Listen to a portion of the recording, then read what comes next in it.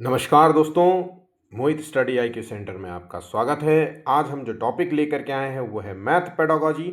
और math pedagogy के अंतर्गत यहाँ से आपको क्वेश्चंस देखने को मिलेगा, जो कि टॉपिक है ब्लूम टैक्सोनॉमी। इससे रिलेटेड आपको क्वेश्चंस 100% जो है एग्ज़ाम में देखने को मिल जाएंगे, इसलिए इस टॉपिक को अच्छे तरीके से प्रिपेयर करना होगा। ठीक है, ये एक इम्पॉर्टेंट टॉपिक क्लास वीडियो है। आपको वन लाइनर फैक्ट्स मिलेंगे, बिल्कुल कंप्लीट नोट्स है। आपको सिर्फ जो है छोटे छोटे शब्दों में आपको नोट कर लेना है। ठीक है, और लास्ट में मैं आपको इससे रिलेटेड क्वेश्चंस भी दूंगा। सारे जो है इस टॉपिक से रिलेटेड, ब्लूम टैक्सोनॉमी से रिलेटेड क्वेश्चंस भी कराऊंगा, ताकि ये टॉपिक और भी अच्छे तरीके से आपको जो है क्लियर हो जाए। ठीक है, तो आइए इससे रिलेटेड जो है क्वेश्चंस देखते हैं। एग्जाम्स के लिए महत्वपूर्ण है, तो आइए क्वेश्चंस देखते हैं। हालांकि मैं इससे पहले भी जो है ये वीडियो अपलोड कर चुका हूँ, ये टॉपिक अपलोड कर चुका हूँ, लेकिन कई जो है बच्चों ने इसमें मैसेज किया कि सर जो है मैथ पेडागोजी के जो है मनोवैज्ञानिक है उनसे रिलेटेड क्वेश्चंस करा दीजिए। तो कई बार क्या होता है, मैं बोलता हूँ कि भाई प्लेलिस्ट में चले जाओ देख लो, लेकिन कई लोग नहीं देखते फिर भी। तो मैं आपके लोगों के लिए फिर से लेके आऊँ, रिवीजन कर लीजिए। जिन्होंने पहली बार जो देख चुके हैं वो रिवीजन कर सकते हैं, और जिन्होंने नहीं देखा है या जिनका टॉपिक नहीं तैयार है वो जो है तैयारी कर ले। सीटेट में यहाँ से क्वेश्चंस आएगा, इसलिए जैसे सीडीपी में पियाजे, बाइगोस्की, थॉर्नडाइक है, वैसे ही मैथ पेडागोजी के सेक्शन में ये मैथ से रिलेटेड क्वेश्चंस आपको यहाँ पे देखने को मिलेंगे, ब्लूम टैक्सोनॉमी। और भी बहुत सारे जो है वैन हेले से क्वेश्चंस आता है, बस मैं सब कुछ जो है आपको इस चैनल में कराऊंगा। ठीक है, तो इस वीडियो को जो है लाइक कर लीजिए। 50 लाइक का टारगेट है, लाइक मोटिवेशन के लिए, ताकि हम आपके लिए इसी प्रकार से टॉपिक लेकर के आते रहेंगे। अपने दोस्तों के साथ वीडियो को ज़्यादा से ज़्यादा जो है शेयर कीजिएगा, ताकि वो भी इस वीडियो का लाभ ले सकें। और चैनल को सब्सक्राइब नहीं किया है तो चैनल को भी सब्सक्राइब कर लीजिए। मैं मोहित चक्रवैश आपके लिए जो है ये पूरा कंप्लीट वीडियो दे रहा हूँ। ठीक है, तो आइए जो है ब्लूम टैक्सोनॉमी है क्या।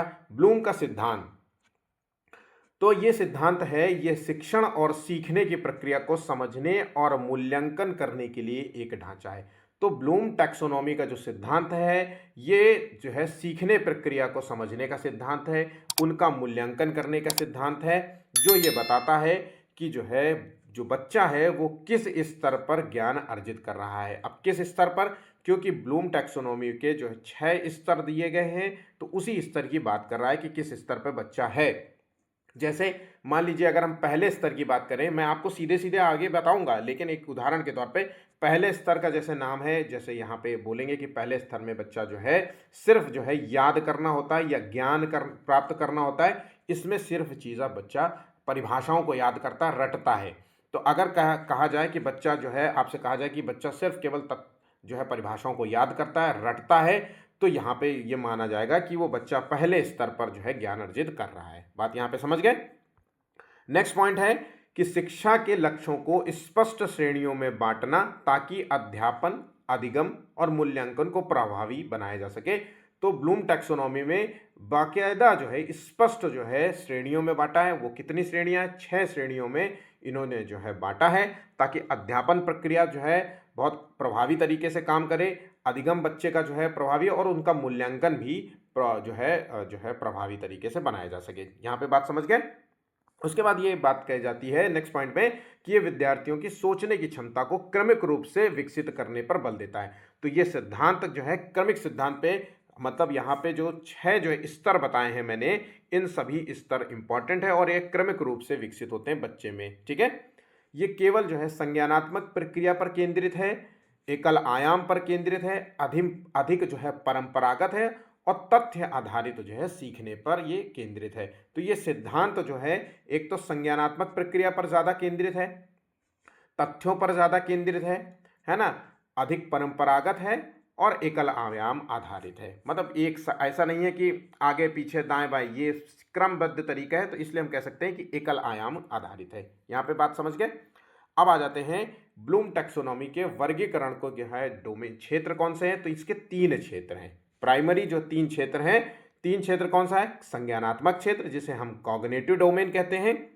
अब संज्ञान का मतलब तो सभी को पता है, मस्तिष्क से संबंधित, बुद्धि से संबंधित जो है क्षेत्र को हम संज्ञानात्मक क्षेत्र कहते हैं, जहां पे जो है बच्चा सोचना, समझने जैसा, वर्गीकरण करना, इन सब चीजों का जो है रिलेटेड कार्य करता है, तो हम कह सकते हैं कि बच्चा संज्ञानात्मक क्षेत्र है। उसके बाद भावनात्मक क्षेत्र में क्या होता है, भावनाएं से जुड़ी होती है, उसके इंटरेस्ट से जुड़ी होती है, उसके दृष्टिकोण से जुड़ी होती है, तो ये भावनात्मक क्षेत्र हो गया। तीसरा जो क्षेत्र है जिसे कहते हैं हम क्रियात्मक या मनोदैहिक क्षेत्र, साइको जो है मोटर जो है डोमेन होता है। इसमें बेसिकली क्या होता है, शरीर शारीरिक जो है गतिविधियां और उससे कौशल से रिलेटेड जो है चीज़ें यहाँ पे होती हैं। ठीक है, अब ये तीन जो है क्षेत्रों का नाम आपको याद रखना है, क्योंकि एग्जाम में आपसे पूछेगा कि ब्लूम टैक्सोनॉमी के अंतर्गत जो है कौन सा क्षेत्र नहीं है, तो आपको ये तीनों नाम आपको अच्छे तरीके से रटा होना चाहिए। अब हो सकता है यहाँ पे एक चौथा क्षेत्र पूछेगा, नैतिक क्षेत्र, तो आपको अगर नहीं पता होगा तो आप शायद हो सकता है कि नैतिक क्षेत्र में ही टिक मार्क करके चले आ जाए। इसमें कौन सा क्षेत्र नहीं है, तो नैतिक ही आंसर होगा, बाकी सभी क्षेत्र होंगे। ठीक है, यहाँ पे बात समझ गए। ऐसे ही क्वेश्चंस आपसे पूछे जाते हैं। जितने लोग पहली बार एग्जाम दे रहे हैं, बिल्कुल मन से जो है अपने जो है समर्पण के भाव से जो है अपना पढ़ाई करो। जो मैं पढ़ा रहा हूँ उसको पढ़ो, मुझ पे भरोसा कम हो तो मेरे टॉपिक पढ़ने के बाद दूसरे टॉपिक दूसरे लोगों से भी पढ़ लीजिए। लेकिन मैं जो टॉपिक करा रहा हूँ, मैं इस आधार पे करा रहा हूँ कि आपको इस टॉपिक के संबंध में कुछ बचे नहीं, तो मैं सब कुछ आपको प्रेजेंट करने की कोशिश कर रहा हूँ इस जो है वीडियो के माध्यम से इस टॉपिक के साथ। अब आ जाते हैं जो सबसे इंपॉर्टेंट इसमें है संज्ञानात्मक क्षेत्र, जहां से आपको क्वेश्चंस देखने को मिलेगा, इसलिए ये इंपॉर्टेंट है और मेरा मानना है कि इस जो है टॉपिक का नोट्स आप बना लीजिए। ब्लूम टैक्सोनॉमी में संज्ञानात्मक क्षेत्र, जिसे हम कॉग्निटिव डोमेन क्षेत्र कहते हैं, उसको जो है 6 स्तरों में विभाजित किया जाता है। कितने स्तर में? 6 स्तर में। और ये स्तर जो होते हैं निम्न से उच्च की ओर बढ़ते हैं। कहाँ से? ये एक पिरामिड के रूप में आप समझ लीजिए। और ये पहला स्तर जो है यहाँ पे याद करना हो गया, दूसरा इसका स्तर हो गया इसका समझना हो गया। तो इस तरीके से नीचे से ऊपर की ओर हम बढ़ेंगे। तो याद रखना, ये क्षेत्र नीचे से ऊपर की ओर जाता है और कितने क्षेत्रों में? 6। ये सभी चीजें आपको एग्जाम में पूछी जाती हैं। अब एक एक करके 6 स्तर के बारे में बात कर लेते हैं। पहला स्तर जिसे हम कहते हैं ज्ञान या नॉलेज स्तर, इसकी जगह ज्ञान हो सकता है, याद करना स्तर हो सकता है। मोटा मोटी तौर पे जो है आप नोट कर लीजिए, ज्ञान स्तर, याद करना स्तर। अब इसमें क्या होता है, बच्चों को हम सिर्फ केवल तथ्यों को याद कराते हैं, पुनः प्रस्तुत करते हैं, मतलब स्मरण से रिलेटेड है। इसमें सिर्फ याद करना होता है, इसमें चीज़ों को सूचीबद्ध करना होता है, उसका नाम बताना होता है और पुनः प्राप्त करना होता है, पहचानना होता है, पुनः प्राप्त करना होता है, बार बार रिवीजन करना होता है। अब यहाँ पे क्या याद कराना होगा? जैसे आपसे बच्चे से क्वेश्चन पूछ लिया जाए कि गांधी जी का जन्म कब हुआ था। हम अक्सर आपने देखा होगा ना, ये सब क्वेश्चंस तो बच्चों को कराते हैं ना प्री स्कूल में। हमारी नेशनल एंथम क्या है, किंग ऑफ फ्रूट्स किसे कहते हैं, है ना, बनाना किस कलर का होता है। तो यहाँ पे बच्चा सिर्फ केवल तथ्यों को याद करता है, परिभाषा को याद करता है। परिभाषा तो बहुत बड़ी चीज होगी खैर, है ना, लेकिन फिर भी उससे जुड़ा हुआ चीजें यहाँ पे बच्चा सिर्फ पहचानने का प्रयास करता है। जैसे भारत की राजधानी क्या है, आप किस शहर में रहते हैं, ऐसे कुछ बातों को आप अपने एग्जाम्पल के तौर पे नोट कर सकते हैं। ये एग्जाम्पल आपके जहन में जो है बने रहते हैं और ये भूलते नहीं है। ठीक है, तो ये कीवर्ड आप जरूर नोट करिएगा। अब अगला आ जाता है दूसरा स्तर, कौन सा होता है, जिसे हम नाम दिया है बोझ या समझना, है ना। तो यहाँ पे हम समझ स्तर होता है, यहाँ पे इंग्लिश में नाम यह है, इसे कहेंगे अंडरस्टैंडिंग, और बोध को कहते हैं कंप्रेंजन, है ना, कंप्रेंजन। ठीक है, तो यहाँ पे बोध और समझ में क्या होता है, किसी भी चीज की जानकारी को जो है समझना होता है या उनका अर्थ निकालना होता है। इसमें क्या होता है, कीवर्ड्स हैं, जैसे वर्णन करना, क्वेश्चंस में ये शब्द जरूर होंगे, समझना शब्द होगा, अर्थ निकालना शब्द होगा, वर्णन करना शब्द होगा, किसी चीज की व्याख्या करना या सारांश बनाना या उदाहरण देना, ये सभी चीजें बोध में आएगा या समझने या अंडरस्टैंडिंग में आएगा। जैसे हम किसी चीज की हम व्याख्या जो है करें, किसी कहानी की हम व्याख्या करें, तो ये जो है चीजें यहाँ पे आएंगी। ठीक है, अब आ जाते हैं तीसरे स्तर पे, जिसे हम कहते हैं लागू करना। लागू करना मतलब अप्लाइंग। अब नए किसी ज्ञान को नई परिस्थिति में लागू करना होता है। ज्ञान को नई परिस्थिति में लागू करना को क्या कहते हैं, मैंने हमेशा पहले बताया, पियाजे के इस जो है शब्द को, किसी जो है नए ज्ञान को पुराने ज्ञान से मिला देना या उसमें लागू करना, इसी को कहते हैं एसिमिलेशन। एसिमिलेशन। अब एसिमिलेशन अगर शब्द आ जाए कि एसिमिलेशन जो है क्रिया जो है किस जो है ब्लूम के जो है किस चरण में होती है, तो वो अप्लाइंग चरण में होती है। एसिमिलेशन का मतलब होता है नए ज्ञान को पुराने ज्ञान में मिला देना, आत्मसात कर देना, आत्मसातीकरण इसका नाम जाता है। ठीक है, तो प्याजे से मैच करा दिया मैंने यहाँ पे। तो इस तरीके से चीजें यहाँ पे देखने को मिलेंगी। तो लागू करना में मतलब उपयोग करना किसी चीज को लागू करना या प्रदर्शन करना या किसी जो है क्वेश्चंस को हल करना, किसी प्रश्न को हल करना, ये यहाँ पे होता है। अब प्रश्न को हल करना होगा तो यहाँ पे जैसे प्रश्न को क्या हो सकता है हल करना, तो यहाँ पे किसी फॉर्मूला को लागू करना हो गया। तो अगर हमने बताया कि a प्लस बी का होल स्क्वायर क्या होता है, तो फॉर्मूला याद कर रहा ना बच्चा, A square plus B square plus 2ab। इस फार्मूला को बच्चा जो है लागू करता है, ज्ञान को नई परिस्थितियों में लागू करता है ना, ये बात आप याद रखना। ठीक है, अब आ जाते हैं, अगला पॉइंट आ जाता है, जो अगला चरण होगा जिसे कहते हैं हम विश्लेषण, एनालिसिस करना। अब एनालिसिस में क्या होता है, आप जानकारी को कई हिस्सों में तोड़कर उसकी संरचना को समझने का प्रयास करते हैं। यही तो होता है विश्लेषण में। भाई विश्लेषण में आप जो है चीज़ों की तुलना करते हैं या फिर वर्गीकरण करते हैं, किसी चीज़ की आप जांच करते हैं या आप कारण बताने का प्रयास करते हैं। ये सारी चीज़ें विश्लेषण के अंतर्गत आता है। तुलना करना, जांचना, कारण बताना, कारण जानने का प्रयास करते हैं, ये सभी चीज़ें आपको विश्लेषण के अंतर्गत आएगी। अब जैसे मान लीजिए, अब तुलना करना आ गया, तो दो चीज़ों की तुलना करना है। अब आपसे दो चीज़ों की तुलना कैसे हो सकता है, एप्पल और बनाना में तुलना करिए। तो क्या ये बताएंगे कि एप्पल में सीड्स होते हैं छोटे छोटे और बनाना में सीड नहीं होते। बनाना जो है क्या होता है कि बनाना येलो कलर का होता है और एप्पल जो है रेड कलर का होता है। अब और थोड़ा सा ऊपर चले जाएंगे तो गांधी जी और जो है गांधी जी की विचारधारा और जो है आप भगत सिंह की विचारधारा की तुलना कर सकते हैं। तो यहाँ पे इन दोनों चीज़ों का वर्गीकरण कर रहे हैं कि नहीं, हम तुलना कर रहे हैं, वर्गीकरण कर रहे हैं, उसको तोड़ रहे हैं, हिस्सों को तोड़ रहे हैं, ये सारी चीज़ें यहाँ पे होती। ये बहुत ही इंपॉर्टेंट है, याद रखिएगा, भूलिएगा मत। मैं फिर से बार बार आप लोगों से रिक्वेस्ट कर रहा हूँ, ये सभी बातें आपके लिए इंपॉर्टेंट हैं। और अगर इतनी बातें जो मैं बोल रहा हूँ और जो यहाँ पे लिखा हुआ है, अगर आपने लिख लिया तो आपका क्वेश्चंस गलत नहीं होगा, ये मैं गारंटी कर दे सकता हूं। और आप क्वेश्चंस लगाइए, और अगर आपको लगे कि फिर भी सर देखिए क्वेश्चन में लगाता हूं और मेरे को आंसर नहीं आता, तो आपके पास तो कमेंट बॉक्स खुला हुआ है, आप कमेंट करिए, भर भर के कमेंट करिए कि सर आपका पढ़ाया हुआ समझ नहीं आया। तो मैं हो सकता है कि मुझे बाद में लगे कि मैं इसमें शायद कुछ कमियां रह गई, तो मैं फिर से कुछ नया क्रिएट करके आपको दे सकता हूं। जब तक आप बताएंगे नहीं तब तक मैं कैसे समझूंगा। ठीक है, तो यहाँ पे बात रखिएगा, मैं आपको बार बार जो है चीज़ें जो है कराने का प्रयास करता हूँ कि ताकि आपके टॉपिक्स बिल्कुल क्लियर हो जाएं। अब आ जाते हैं पांचवें स्तर पे, जिसका नाम है हम संश्लेषण स्तर या सृजन स्तर। बहुत ही इंपॉर्टेंट है ये पांचवा और छठवां स्तर जो है इंपॉर्टेंट हो जाता है, क्योंकि आगे जाके ये अदला बदली हो जाएगी। ठीक है, तो यह पांचवा स्तर जो है इसे कहते हैं सृजन करना, जिसे कहते हैं हम सिंथेसिस करना। ये वर्ड याद रखना। अब सृजन करना में होगा तो इसका मतलब है कुछ नया जोड़ना होगा। भाई विभिन्न हिस्सों को जोड़ करके कुछ नया बनाना। अब सृजन का मतलब होता है क्रिएटिविटी, अब इसको कुछ बनाने से संबंधित है, तो ये बात तो आपको याद रखना होगा। तो यहाँ पे डिजाइन करना, कुछ जोड़ना, डिजाइन करना, किसी चीज का नया निर्माण करना, कोई नई चीज की रचना करना या नवाचार करना, मतलब इनोवेशन करना, ये इस जो है संबंध में इस टॉपिक से जुड़ा होता है। ये बात याद रखिएगा। ठीक है, अब आ जाते हैं, अब नया करने के लिए क्या, कुछ भी नया कर सकते हैं, कुछ नई ड्राइंग बना सकते हैं, कुछ नए फॉर्मूला इजाद कर सकते हैं। फॉर्मूला क्या इजाद करेगा, खैर बच्चा वो तो बहुत दूर बात है। तो कुछ नया क्रिएट, आपने बच्चों को जो है आर्ट वर्क कराने की कोशिश की, तो आप बच्चा जो है कुछ जो है नया क्रिएट कर रहा है, बना रहा है, ये सब चीज़ें यहाँ पे होती हैं। ठीक है, इस स्तर में।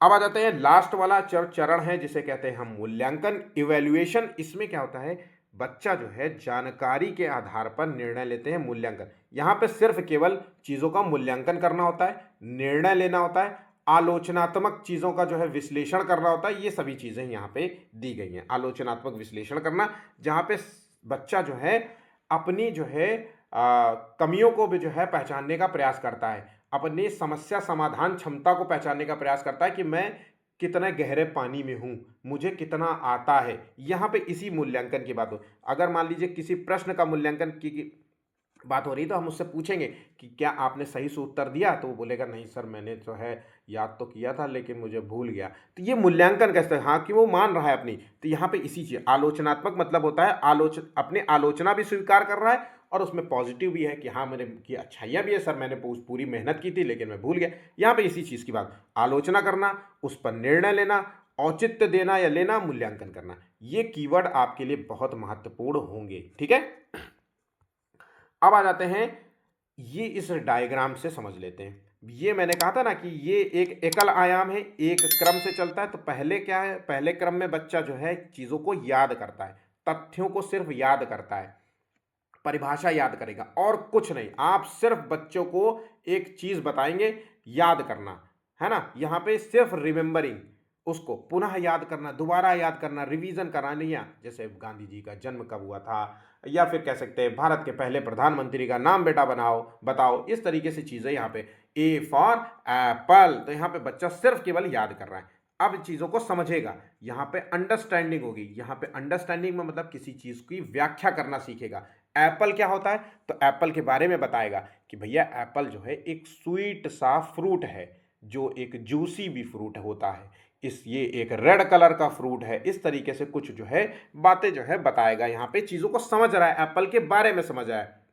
अब चीज़ों को लागू करेगा, अप्लाइंग करेगा, है ना। अब जब लागू करेगा तो यहाँ पे लागू करने में ज्ञान को नई परिस्थितियों में लागू करेगा, ज्ञान को नई परिस्थितियों में लागू करेगा, है ना। पुराने ज्ञान को नई परिस्थितियों में लागू करेगा, या नई परिस्थितियों को पुराने ज्ञान से जो है मिलाएगा, आत्मसात करेगा, एसिमिलेट करेगा। ये शब्द आपको ध्यान रखने।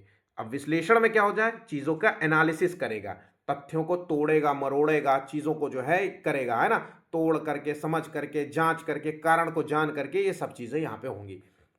उसके बाद आ जाता है सृजन करना, सिंथेसिस, क्रिएट करना, चीज़ों को कुछ नया क्रिएट करने की क्षमता रखेगा, है ना। बच्चों को अक्सर जो है आपने स्कूल में देखा होगा, क्ले मिट्टी से कुछ नया बनाते हुए देखा होगा। तो यहाँ पे बच्चों के संदर्भ में मैं उदाहरण दे रहा हूँ आपको, है ना। तो यहाँ पे कुछ नया क्रिएट करना, कुछ नया बनाना, कुछ नया सृजन करना, किसी चीज़ की नई रचना करना, ये सब यहाँ पे शामिल होता है। मूल्यांकन में स्वयं का मूल्यांकन करना होगा, इवैल्यूएशन करना होगा। जब मूल्यांकन करोगे तभी तो अपनी खामियों को पहचानोगे, अच्छाइयों को पहचानोगे। तो मूल्यांकन में क्या होता है, जो भी आपने सीखा है उसका मूल्यांकन किया जाता है, और अगर कोई कमियां होगा तो उसका निदान किया जाता है।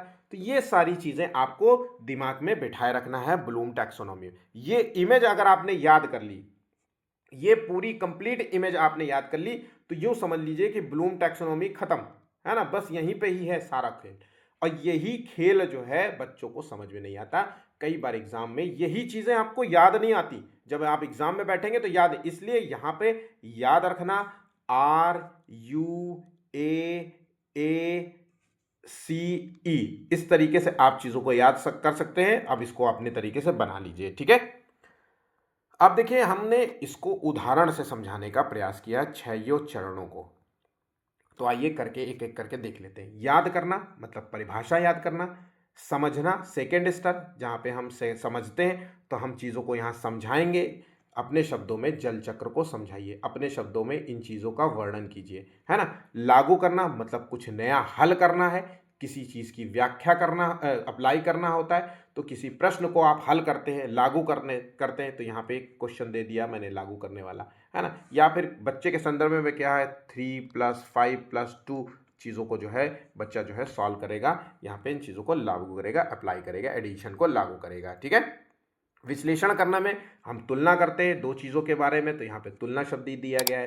तोड़ते हैं मरोड़ते हैं क्वेश्चंस को, है ना, जांचते हैं, कारण जानने का प्रयास करते हैं, ये सभी होता है। मूल्यांकन में क्या होता है भाई, मूल्यांकन में चीज़ें होती है। मूल्यांकन क्या मतलब पहला 5वां नंबर आएगा यहाँ पे सृजन करना। अब सृजन करने में क्या होता है, एक नई कहानी, अपने आप जो है मुख्य पात्र हो, और मूल्यांकन करने में वर्षा ना होकर के इसके प्राणों का मूल्यांकन कीजिए। यहाँ पे इस तरीके से मैंने अब आ जाते हैं जो ब्लूम टैक्सोनॉमी है उसको और प्रोडक्टिव बनाने के लिए, वहां पे और प्रोडक्टिव बनाने के लिए ब्लूम टैक्सोनॉमी का जो संशोधित जो है संस्करण पेश किया गया था 2001 में, ये नोट कर लेना। और ये किसने किया था, लॉरेन एंडरसन और डेविड जो है क्राथवोल ने इस सिद्धांत को और अधिक गतिशील बनाया था। तो ध्यान रखिएगा, और अधिक गतिशील बनाया था। और मूल टैक्सोनॉमी में मूल्यांकन जो है उच्च स्तर था, मतलब जो मूल जो टैक्सोनॉमी था इसमें मूल्यांकन जो है, यहाँ पे जो मूल्यांकन शब्द दिया गया है ये उच्चतम स्तर पे था, ठीक है। लेकिन जो संशोधित संस्करण पेश किया इसकी बात कर रहे हैं, जो एंडरसन ने दिया था, इसमें जो है, इसमें सृजन, क्रिएटिविटी सबसे उच्चतम स्तर पे। तो सबसे ज्यादा क्वेश्चन ये पूछा जाता है कि मूल टैक्सोनॉमी में जो सबसे उच्चतम स्तर किसको दिया गया था, तो मूल्यांकन को। लेकिन संशोधित संस्करण जिसे 2001 में पेश किया गया था और ये एंडरसन के द्वारा था या क्राथबोल ने जो है दिया था, इसमें सबसे उच्चतम स्तर क्रिएटिविटी को दिया था। क्रिएटिविटी, सब कुछ वही है, थ्योरी वही है, उसमें कुछ भी बदल नहीं है, बस केवल उच्चतम स्तर को याद रखना है वहां पे, और यहां पे संशोधित संस्करण में सृजन शब्द को याद रखना है। अब ये जो सिद्धांत है वहां पे जो संशोधित नहीं था वो एक आयाम पर आधारित था, याद रखिएगा। यहां पे जो संशोधित है वो दो आयाम पर आधारित है, इसलिए इस पॉइंट को भी आप नोट कर लीजिए। मैं आपको फिर से कह रहा हूं, हल्के में मत पढ़ो कि 4 लाइन का उत्तर पढ़ लो और आप ताली बजाने लगो कि वाह वाह वाह वाह वाह वाह मैंने वाह याद कर लिया। मैं आपको सच कह रहा हूं, जितने भी आपको मैक्सिमम जो है चैनल में वीडियोस मिलेंगे ब्लूम टैक्सोनॉमी के, इतना डिस्क्राइब नहीं करेंगे, क्योंकि वो सतह सतह पर रहेंगे। सारे के सारे वीडियो आप ऐसे ही देख लेना, आपको खुशी मिल जाती कि मैंने टॉपिक पढ़ लिया किसी बहुत बढ़िया टीचर से, है ना, बहुत जिनके जो है बहुत सब्सक्राइबर है, लेकिन वो इतना जो है डिस्क्राइब नहीं करते और क्वेश्चन यहीं से पूछे जाते हैं। उनको भी बहुत अच्छे से पता है पेपर बनाने वालों को, नहीं तो जो है ये सीटेट में 18% रिजल्ट ना जाता। 18% लड़के पास होते हैं हर साल, तो आप समझ सकते हैं कि कितना 78% बच्चा जो है, 80% बच्चा फेल हो जा रहा होता है औसतन। तो आप समझ लीजिए कि 100 में से 80 बच्चा फेल हो गया, 20 बच्चा केवल पास हो रहा है, 18 से 20 बच्चा। इसलिए अच्छे तरीके से पढ़ो, जो बातें आपको मैं बता रहा हूं वो आपके लिए बहुत महत्वपूर्ण है। तो ब्लूम टैक्सोनॉमी जो है संशोधित वाला, ये दो आयाम पर आधारित है। वो दो आयाम क्या है, संज्ञानात्मक प्रक्रिया आयाम, जिसमें हम संज्ञानात्मक बौद्धिक से रिलेटेड चीजें करते हैं, ये तो हमने पहले ही समझा दिया था। अब आ जाता है दूसरा आयाम है यहां पर ज्ञान आधारित। तो यहां पे दूसरा जो ज्ञान आधारित है, ये ज्ञान आधारित कौन सा है, ये तथ्यात्मक, संरचनात्मक, प्रक्रियात्मक और मेटा संज्ञानात्मक, ये जो तीन जो चीजें लिखी हुई हैं ये आपको नोट कर लेना है। इसको नोट्स बना लीजिए तुरंत का तुरंत, क्योंकि एग्जाम में आपसे ये पूछेगा, ध्यान रखिएगा, ये पूछता है एग्जाम में, ठीक है। और अक्सर ये सब चीज़ें आप क्वेश्चंस में नहीं करके आते हैं, ये मुझे ऐसा इसलिए आप ये चीज़ें बिल्कुल भी मत छोड़ना, ठीक है। ये सीखने को और अधिक व्यापक और विश्लेषणात्मक बनाता है। तो आपसे पूछ सकता है कि मान लीजिए संशोधित में से और जो मूल जो है सिद्धांत में से कौन सबसे ज़्यादा व्यापक है, तो हो सकता है कि आपको इस तरीके का क्वेश्चन भी देखने को मिल जाए, ठीक है। अब आ जाते हैं अगले पॉइंट की ओर कि 2001 के संशोधन में संज्ञानात्मक क्षेत्र को 4 प्रकार के ज्ञान के साथ जोड़ा गया था, तथ्यात्मक, संरचनात्मक, प्रक्रियात्मक, मेटा संज्ञानात्मक। बस ये शब्द जो है आपको याद रखना है, बस इसी चीज को आपको नोट कर लेना है, ठीक है। बाकी तो उसमें कुछ भी नहीं है, बाकी वही है कि ऊपर वाले में सबसे ज्यादा जो संशोधन में आता है, यहाँ पे सृजन आ जाता है, ठीक है। यहाँ पे सृजन आ जाएगा, सृजन, क्रिएटिविटी आ जाएगा, बाकी चीजें वही है। और आपको ये पॉइंट आपको नोट कर लेना चाहिए, ठीक है। अब आ जाते हैं कि ये जो है आधुनिक शिक्षण पद्धतियों पर आधारित है, और वहाँ पे जो है वो पारंपरिक शिक्षण पद्धतियों पर आधारित था, एकल आयाम था, यहाँ पे दो आयाम है। ये रचनात्मकता पर अधिक जोर देता है, वो मूल्यांकन पर अधिक जोर देता है, ये बात याद रखिएगा। अब आ जाते हैं पहला पॉइंट जिसे हम कहते हैं याद करना, रिमेंबरिंग, या ज्ञान शब्द लिख लीजिए, कुछ भी आ सकता है। तो यहाँ पे चीज़ों को हम याद करते हैं, जानकारी को पुनः प्राप्त करने का, याद करने का प्रयास करते हैं। ये बात तो हमने पहले बताया था परिभाषा के माध्यम से। तो जैसे कि जो है ए फॉर एप्पल होता है, बी फॉर बॉल होता है, बस इतनी जानकारी हम यहाँ पे देखते हैं। किंग ऑफ फ्रूट किसे कहते हैं, तो यहाँ पे तथ्यात्मक चीज़ों से कोई लेना, बस केवल याद करना। बच्चे को कोई मतलब नहीं है कि जो है किंग ऑफ फ्रूट क्यों कहते हैं, इसका रीज़न क्या है, बस यहाँ पे पता है किंग ऑफ फ्रूट मतलब मैंगो, है ना, इस तरीके से। दूसरा जो चरण आ जाता है जिसे कहते हैं समझना, अंडरस्टैंडिंग हो गया, है ना। इसमें क्या होता है, जानकारी को हम समझते हैं, अर्थ समझते हैं, उसकी व्याख्या करना सीखते हैं और उसका उदाहरण देना सीखते हैं। तो यहाँ समझ, ये स्तर तब होता है जब छात्र अवधारणा को समझता है या उसकी व्याख्या करता है, ना कि उसे लागू करता है। यहाँ पे सिर्फ केवल समझता है, यहाँ पे उसको लागू नहीं करता है, लागू अगले वाले में करेगा। तीसरे वाले में करेगा। तीसरा चरण जो होता है उसे कहते हैं हम अप्लाइंग चरण। यहाँ पे ज्ञान को नई या व्यवहारिक परिस्थितियों में लागू करना, इसी शब्द को कहते हैं एसिमिलेशन। अगर आपसे पूछ ले तो इसको नोट कर लेना, आत्मसात। और ये शब्द जुड़ा हुआ है किससे? पियाजे से जुड़ा हुआ है, जहाँ पे बहुत अच्छे तरीके से पियाजे में ये बताया गया है कि नए ज्ञान को पुराने ज्ञान में मिलाना, आत्मसात करना ही असिमिलेशन कहलाता है। और ये शब्द है पियाजे से जुड़ा, बहुत ही इंपॉर्टेंट शब्द होता है, एग्जाम में बहुत पूछता है, ध्यान रखिएगा। अब यहाँ पे क्या होता है? अप्लाई करना हो गया, मतलब किसी नए ज्ञान को नई परिस्थितियों में लागू करना होता है। तो यहाँ पे जब छात्र किसी सीखी हुई अवधारणा, विधि या प्रक्रिया को किसी नई स्थिति या प्रश्न के रूप में उपयोग करता है, ठीक है, यहाँ पे बात समझ गए। चलिए अब आ जाते हैं, अगला पॉइंट आ जाता है जिसे कहते हैं हम विश्लेषण करना। तो यहाँ पे चीज़ों को, हिस्से को तोड़ना, उनके बीच में संबंध खोजने का प्रयास करना। मैं जैसे कि मैंने दो लोगों की तुलना के बारे में बताया, दो फ्रूट्स के तुलना करना सिखाया, वाटर एनिमल्स, वाइल्ड एनिमल्स और पेट एनिमल्स, और क्या बोलते हैं इस सब चीज़ों के बारे में तुलना करना सिखाया। तो विश्लेषण में यही सब चीज़ें आएंगी। मूल्यांकन करना क्या होता है? इवैल्यूएटिंग। अब यहाँ पे देखिए पांचवा जो है इवैल्यूएशन आ गया, उसमें जो संशोधन वाला मूल जो है ब्लूम टैक्सोनॉमी था उसमें मूल्यांकन सबसे ऊपर था, यहाँ पे इवैल्यूएटिंग आ गए। तो यहाँ पे जानकारी या परिणामों का मूल्यांकन करना, जैसे निर्णय लेना या आलोचनात्मक मूल्यांकन करना। ये बात आपको समझ में आ गई होगी आई गेस। नेक्स्ट पॉइंट आ जाता है जो आखिरी है, जिसे कहते हैं हम सृजन करना, क्रिएट करना, नई जानकारी, विचार, उत्पाद, ये सब चीज़ें यहाँ पे बनाना होता है। यहाँ पे बात समझ गए? कोई नई रचना करना होता है, इनोवेशन होता है, इसमें इन्हीं चीज़ों से जुड़ा होता है। ये सारे शब्द इंपॉर्टेंट होता है, ठीक है।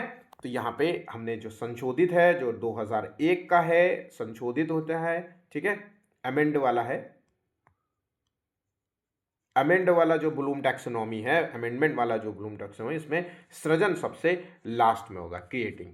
यहाँ तक आपको आई गेस जो है कोई दिक्कत नहीं आएगी, ठीक है। अब देखिए ब्लूम टैक्सोनॉमी खत्म, अब इससे रिलेटेड क्वेश्चंस देख लेते हैं। और अगर हमने इससे रिलेटेड क्वेश्चंस देख लिया, समझ लिया, बिल्कुल रट जाएगा। तो फटाक फटाक तरीके से जो है क्वेश्चंस को जो है तैयारी करते हैं। और अगर वीडियो अच्छा लग रहा हो तो प्लीज़ जो है लाइक ज़रूर कीजिएगा। बहुत मेहनत से मैं आप लोगों के लिए सब लेकर के आता हूँ, तो एक जो है लाइक तो आपके द्वारा बनता है, ठीक है। तो ब्लूम टैक्सोनॉमी का मुख्य रूप किस पर केंद्रित है? पहला क्वेश्चन। अब ये सिद्धांत जो है सीखने के स्तरों का वर्गीकरण करना सिखाता है, जिसके 6 चरण हमने आपको बताए। और हर चरण को अच्छे तरीके से लिख लीजिए, नोट कर लीजिए, और छोटे छोटे A4 साइज का एक हिस्से में ये टॉपिक कवर हो जाएगा। और रोज रिवीजन करो, और रिवीजन से ही आपका जो है भला होगा, ठीक है।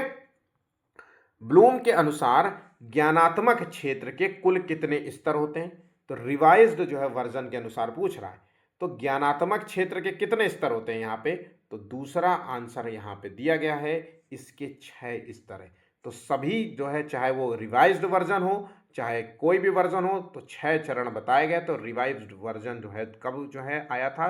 2001 में, ठीक है। इन सभी चीज़ों को आपको अपने दिमाग में बिठाए रखना है, जिसका सबसे ऊपरी जो है हिस्सा होता है सृजन, ठीक है।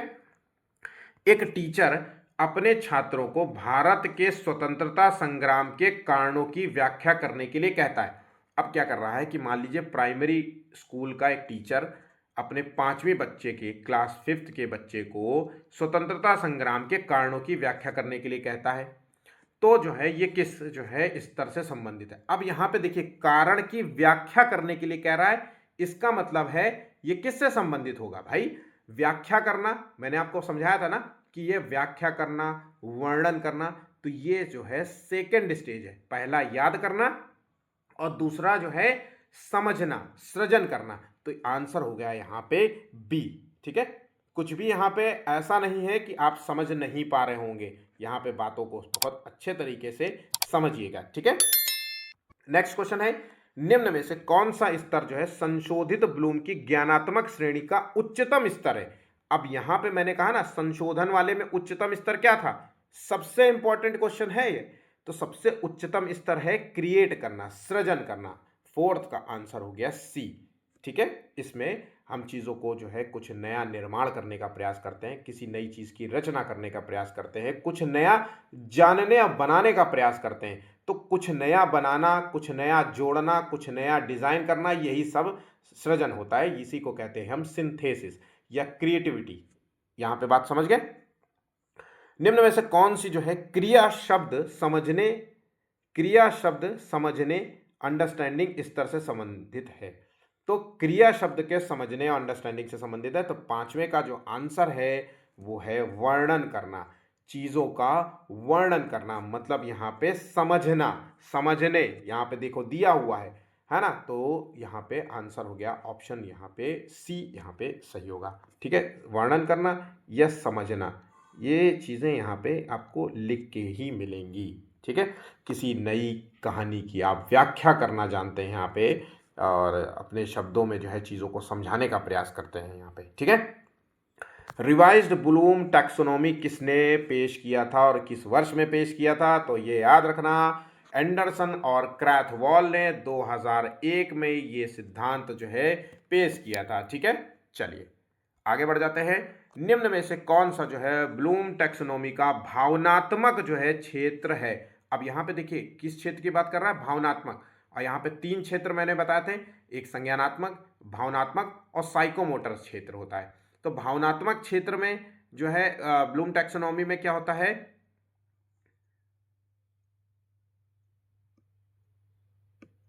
तो स्वीकार करना। यहाँ पे ये क्षेत्र जो है दूसरे के भावनाओं को, दूसरों के जो है दृष्टिकोण को, है ना, और दूसरे के विश्वास जो है इन चीज़ों से संबंधित होता है। बाकी सभी जो है निर्णय लेना, तुलना करना और गणना करना, ये कॉग्निटिव क्षेत्र है, कॉग्निटिव डोमेन से रिलेटेड है। तो याद रखना, यह क्वेश्चन आपके लिए इंपॉर्टेंट है। बहुत सारे बच्चे इस क्वेश्चन को गलत कर रहे होंगे, ये समझ रहा हूं मैं। ठीक है, ब्लूम के किस स्तर पर छात्र नवाचार करते हैं? तो आपसे क्वेश्चन देखिए कितना सिंपल नहीं पूछेगा, आपसे भाषा क्वेश्चन यही होगा, आखिर में घूम करके यही पूछेगा कि ब्लूम के किस स्तर पर छात्र नवाचार करते हैं। एक बच्चा क्लास में जो है क्ले की मिट्टी से कुछ नया बनाता रहता है, कुछ नया क्रिएट करता रहता है, तो ये जो है ब्लूम टैक्सोनॉमी के किस स्तर पर जो है छात्र है, या इसके नवाचार जो है क्षमता जो है किस स्तर पर आता है? तो ये है संबंधित है, ये सृजन से संबंधित है। ऑप्शन यहाँ पे सी सही जवाब होगा। अगर हम संशोधित ब्लूम की बात करें तो ये सबसे जो है ऊपर होगा, अगर एक मूल की बात करें तो ये 5वें स्तर पर होगा। ठीक है, यहाँ पे बात समझ गए। विश्लेषण स्तर पर छात्र क्या करते हैं? अब ये क्वेश्चन को किसी और थोड़ा सा कॉम्प्लिकेट करेगा, पर विश्लेषण में आपको तो पता हो गया होगा कि भाई चीज़ों की हम तुलना करते हैं, हम जानकारी को विभिन्न हिस्सों में तोड़ते हैं, उनकी संरचना को हम समझने का प्रयास करते हैं, हम कारण को जानने का प्रयास करते हैं। तो यहाँ पे हम सूचनाओं को वर्गीकरण करते हैं, नई जानकारी को बनाते हैं, सूचना को दोहराते हैं, प्रतिक्रिया देते हैं। आंसर हो गया ऑप्शन बी, 90 का आंसर हो गया बी। कुछ भी ऐसा नहीं है कि आप नहीं समझ पाएंगे। ठीक है, निम्न में से कौन सा जो है स्तर साइकोमोटर डोमेन क्षेत्र से संबंधित है? अब साइकोमोटर में क्या होता है, फिजिकल एक्टिविटी से रिलेटेड होगा। अब भाई साइकोमोटर स्किल्स है ना, फाइन मोटर, मैंने विकास वाला जो सिद्धांत नहीं पढ़ा था, फाइन मोटर और ग्रॉस मोटर स्किल्स, जहाँ पे बड़ी मसल और छोटी मोटर मसल्स का प्रयोग करते हैं। तो बस मोटर आ गया तो मतलब जो है फिजिकल स्ट्रेंथ की बात हो रही है, फिजिकल जो है चीज़ों की बात हो रही है। तो यहाँ पे आंसर क्या होगा? अब यहाँ पे आंसर देखिए क्या होगा, 10वें का आंसर देखिए, समझिए, नृत्य करना। बिल्कुल सिंपल सा था, ये शारीरिक कौशल से जुड़ा हुआ है, इसलिए इसको यहाँ पे शारीरिक कौशल का नाम दे दिया हमने, है ना। ठीक है, ब्लूम टैक्सोनॉमी का उद्देश्य क्या है? तो देखिए ब्लूम टैक्सोनॉमी का जो उद्देश्य है वो है सीखने के उद्देश्यों को व्यवस्थित रूप से समझना। इसको जो है आंसर हो गया सी। ठीक है, ब्लूम टैक्सोनॉमी के संशोधित संस्करण, याद रखना, संशोधित पूछा जाए तो संशोधित के हिसाब से उत्तर देना, और मूल ब्लूम टैक्सोनॉमी का पूछा जाए तो मूल टैक्सोनॉमी। कई बार क्या होता है कि आपसे सिर्फ ब्लूम टैक्सोनॉमी पूछते हैं तो आंसर बच्चे संशोधित का लगा देते हैं, इस चीज का ध्यान रखना। तो संशोधित के उच्चतम जो है संज्ञानात्मक स्तर कौन सा है? तो उच्चतम में मैंने आपसे बताया था कि क्रिएटिविटी है, तो आंसर है ऑप्शन बी। ठीक है, ब्लूम टैक्सोनॉमी के ज्ञान आयाम में निम्नलिखित में से कौन सा शामिल नहीं है? अब ये बहुत ही इंपॉर्टेंट क्वेश्चन है, नोट कर लेना। ज्ञान आयाम में कौन सा चीज शामिल नहीं है? तो भावनात्मक ज्ञान को इसमें शामिल नहीं किया गया। तथ्यात्मक, संरचनात्मक और प्रक्रियात्मक जो है यहाँ पे चीजों को शामिल किया गया। इसके साथ साथ मेटाकॉग्निटिव जो है इसको भी शामिल किया है। मेटाकॉग्निटिव जो है हिस्से को शामिल किया गया। अच्छा ध्यान रखिएगा, मेटाकॉग्निटिव का मतलब क्या होता है, बहुत लोग नहीं समझते हैं, इस चीज़ का भी ध्यान रखना। शायद जो है मैंने क्वेश्चन ना दिया हो। तो मेटाकॉग्निटिव में क्या होता है? स्वयं के ज्ञान व जो है सोच प्रक्रिया के बारे में जागरूकता जो है, जागरूक होना। यहाँ पे स्वयं के बारे में बात हो रही है, बस स्वयं के ज्ञान से संबंधित है। क्या?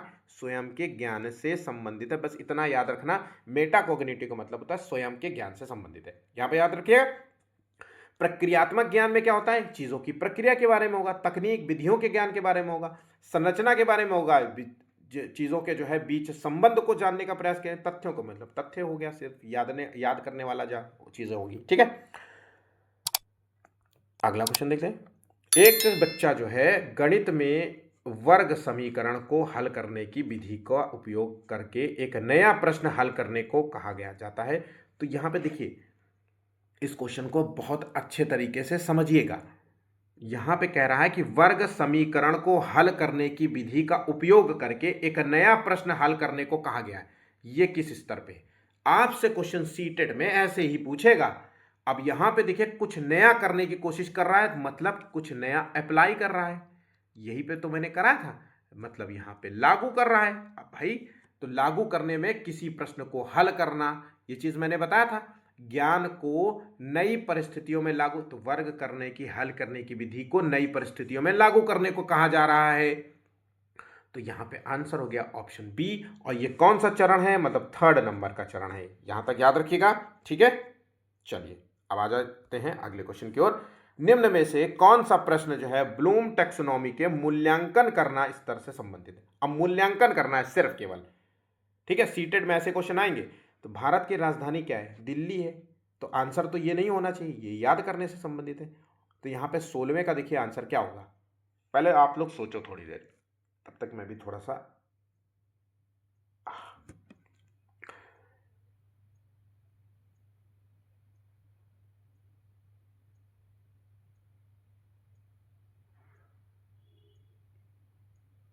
तो यहाँ पे देखिए, अब आ जाते हैं क्वेश्चन को हल करने की ओर।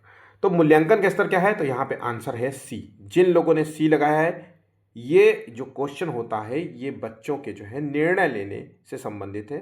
ठीक है, तो यहाँ पे मूल्यांकन के संबंध में जो है आपको पता हो गया होगा, विश्लेषण करना है यहाँ पे। तो निम्नलिखित में से कौन सा जो है उपाय जलवायु परिवर्तन को कम करने के लिए सबसे प्रभावी है? ठीक है, तो ये जो चीज़ है ये आलोचनात्मक जो है विश्लेषण करने की क्षमता को दर्शाता है। ठीक है, यहाँ पे बात समझ गए?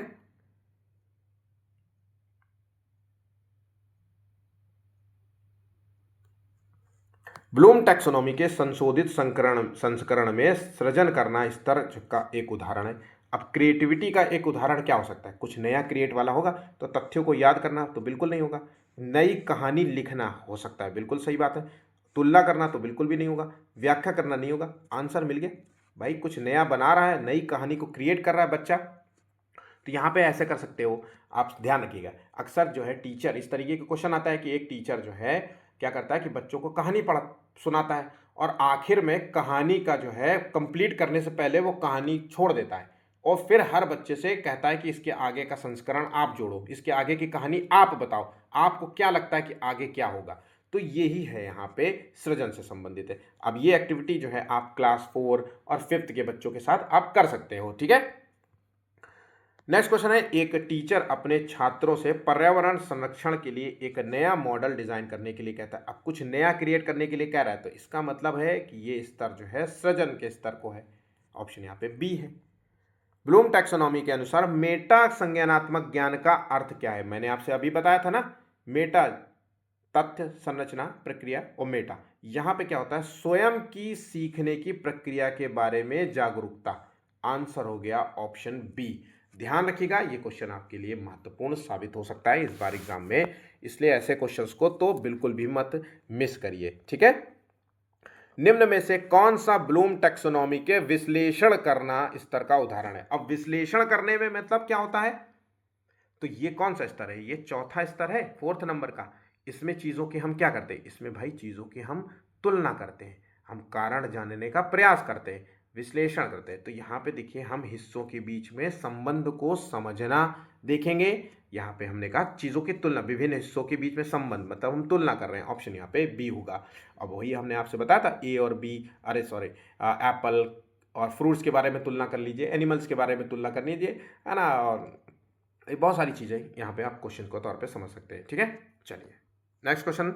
ब्लूम टैक्सोनॉमी का उपयोग शिक्षण में किस लिए किया जाता है? अब इसका क्यों किया जाता है भाई, ये बार बार क्वेश्चन है, लेकिन हर बार मैं ऑप्शंस दूसरे दे रहा हूँ।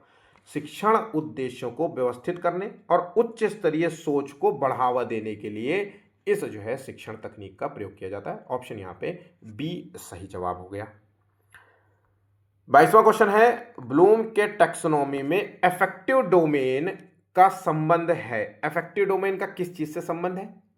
अब देखिए 22वें का आंसर क्या है, तो अफेक्टिव डोमेन का मतलब होता है भावनात्मक डोमेन, है ना। ये क्षेत्र जो होता है ये दूसरों की भावनाओं को, उसके दृष्टिकोण को, उसके मूल्यों को, उसके विश्वासों को समझने से संबंधित है ना। तो ये जो है आंसर हो गया, भावनाओं, दृष्टिकोण और मूल्य की बात हो रही, तो ऑप्शन यहाँ पे ए हो गया। अगर आपने ये 22 क्वेश्चन नोट कर लिए हैं, इनमें से नोट्स बना लिया है, तो मैं गारंटी लिख के दे सकता हूँ कि आपका क्वेश्चन गलत नहीं होंगे। और मैं ये भी गारंटी दे सकता हूँ कि कोई भी इतने जो है बिल्कुल बेसिक जो है नहीं पढ़ाया होगा, सब सतह सतह में घूम करके आपको पढ़ाते हैं। तो ध्यान रखिएगा, प्लीज़ जो है वीडियो अच्छा लगा हो तो प्लीज़ लाइक करिए। मैं ये नहीं कहता कि मत लाइक करो, मैं ये कहता हूँ अगर पसंद आए तो प्लीज़ लाइक करिएगा। और मैं बार बार आपसे कह रहा हूँ कि ऐसे ही क्वेश्चंस आपको एग्जाम में देखने को मिलेंगे। वीडियो को ज़्यादा से ज़्यादा दोस्तों तक भी पहुँचाइएगा, अपने जो है सगे संबंधियों को भी बताइएगा कि ये वीडियो आपके लिए महत्वपूर्ण है, अंकल जी ये आप टॉपिक पढ़ लो। ठीक है, अच्छा आपने जो है कुछ लोग जो है जो बेचारे परेशान है 2 साल में, उनको सीटेट या टेट निकालना होगा, तो प्लीज़ जो है उनको सीटेट निकालने में मदद करिए आप लोग। क्योंकि देखिए टेट की तुलना में सीटेट सिंपल है, इसमें पेडागॉजी है और इसमें ज़्यादा तथ्य नहीं है। लेकिन जब टेट पढ़ोगे ना तो तथ्य उसमें ज़्यादा आते हैं, फैक्ट्स बहुत आते हैं। इसलिए सीटेट स्टेट जो है एग्ज़ाम निकालना मेरे अनुसार बहुत हार्ड है, ये पेपर निकालना बहुत आसान है। क्योंकि पेडागॉजी 15-15 नंबर की पेडागॉजी बहुत सिंपल होती है ना, बहुत आसान है, समझना बहुत मुश्किल नहीं है। तो इन चीज़ों को अपने जो है अपने सगे संबंधियों को ज़रूर जो है शेयर कीजिएगा वीडियो को। ठीक है, चैनल को सब्सक्राइब नहीं किया तो झटपट से चैनल को सब्सक्राइब कर लीजिए। मेरा नाम तो आप लोगों को याद हो ही गया होगा, मेरा नाम मोहित चक्रवैश है। और अभी के लिए बस मेरे पास इतना ही है। धन्यवाद, गुड नाइट।